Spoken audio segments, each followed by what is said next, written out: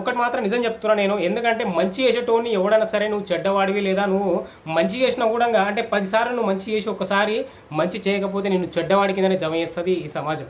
అది అందరికీ తెలిసింది. అయితే ఏంటంటే పెద్ద సినిమా తీసిన డైరెక్టరు నిజంగా బుచ్చిబాబు సన ఏం ఫీల్ అవుతుండో తెలుసా? సక్సెస్ మీట్ జరిగింది మొన్న. ఆ సక్సెస్ మీట్లో రకరకాల క్వశ్చన్లు ఇస్తున్నారంటే ఎవరు ఉంటారు కదా ఇంకా సోకాల్ జర్నలిస్టులు వీళ్ళంతా కొన్ని క్వశ్చన్స్ వేస్తున్నారు.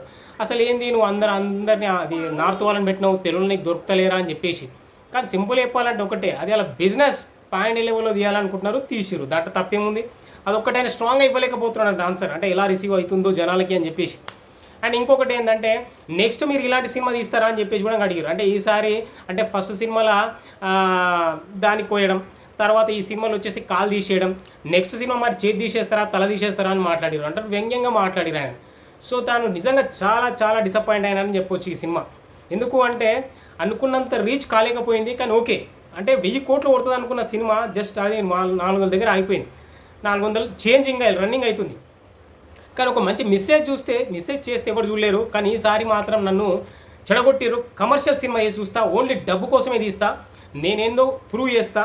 కమర్షియల్ సినిమా, రొమాన్స్ అసలు ఎలా ఉండాలో, ఇంకా యానిమల్ కావచ్చు, ఇలాంటి సినిమాలు, బ్లడ్ బాత్, ఇట్లాంటి సినిమాలు కావాలి జనాలకి. సో ఇలాంటి సినిమాని నేను తీస్తా అని చెప్పేసి అయితే వేరే వాళ్ళతో చెప్పిండంట. నిజంగా బుచ్చిబాబు సన అలాంటి మంచి వ్యక్తిని కూడా చెడగొట్టిరని చెప్పొచ్చు. ఎందుకంటే నువ్వు కమర్షియల్ తీయాలి, ఒక యానిమల్ లాగా, ఒక పుష్పలాగా ఇలాంటి బ్లడ్ బాత్ ఉన్న సినిమాలు తీయాలి, కానీ నువ్వు మెసేజ్ ఉన్న సినిమాలు ఎట్లా తీస్తావు అని చెప్పేసి ఇన్ని క్వశ్చన్లు వేసిన తర్వాత ఎవడే కానీ చెడిపోకుంటాడా? సో 100% ఆయన అయితే చెడిపోయాడు. సో ఇలాంటి సినిమాలు ఇంకా నేను చేయను, నా వల్ల కాదు అని చెప్పేసి అయితే అన్నాడంట. సో నో మెసేజెస్, ఈసారి మాత్రం అట్లా ఉండదు అని చెప్పేసి అయితే వాళ్ళ ఫ్రెండ్స్తో సన్నిహితులతో కూడా చెప్పిండట.